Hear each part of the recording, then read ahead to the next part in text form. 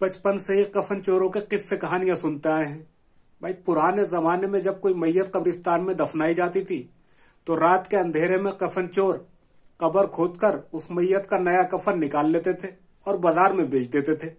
अब मैयत का कफन चुराने की बात एक गुजरे जमाने की हो गई।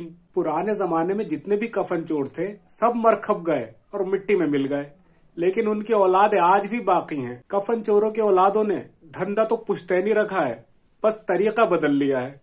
अब कफन चोरों की औलादें कब्र में उतरकर मैयत का कफन बाजार में नहीं बेचती हैं। अब नए जमाने के कफन चोर ये देखते हैं कि मुसीबत कहाँ आई है। जहाँ मुसीबत आई होती है तो ये कफन चोरों के बच्चे अपने बिल में से निकल आते हैं और फिर जरूरत का हर सामान, चाहे वो खाने पीने का सामान हो, पहनने का सामान हो या फिर आने जाने के संसाधन हो, हर जगह ये कफन चोर मौजूद बैठे होते हैं। ये कफन चोर उत्तराखंड की आपदा के टाइम पे उत्तराखंड में भी मौजूद थे, जिन्होंने 10 रुपए वाली पानी की बोतल 100 रुपए से लेकर 500 तक की बेची थी। ये कफन चोर ट्रेन हादसों के वक्त घटना स्थल पर भी सबसे पहले पहुंच जाते हैं और वहां अपने खाने पीने का सामान कई गुना महंगे दामों में बेचते हैं। और अब कफन चोरों की उन औलादों ने इतनी तरक्की कर ली है कि एयरलाइंस तक खरीद ली है।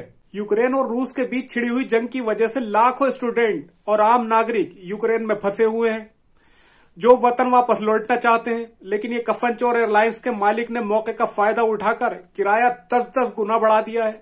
20,000 का टिकट लिटरली 80,000 में बेच रहे हैं ये कफन चोर के औलादे, जिसके कारण देश के लाखों नागरिकों की जान पे खतरा बना हुआ है। किसी की परेशानी से, किसी की तकलीफ से इन कफन चोरों को कोई हमदर्दी नहीं है। उन्हें तो बस अपना मुनाफा दिखता है, फिर वो मुनाफा चाहे कफन बेचकर आए या लाशें बेचकर। अब रही बात हमारी और आपकी, तो भाई मैंने तो सोच लिया है कि 12वीं करने के बाद मैं तो इंटर में एडमिशन ले लूंगा और मुझे मिल जाएगा एक लैपटॉप और मैं बन जाऊंगा डिजिटल कफन चोर।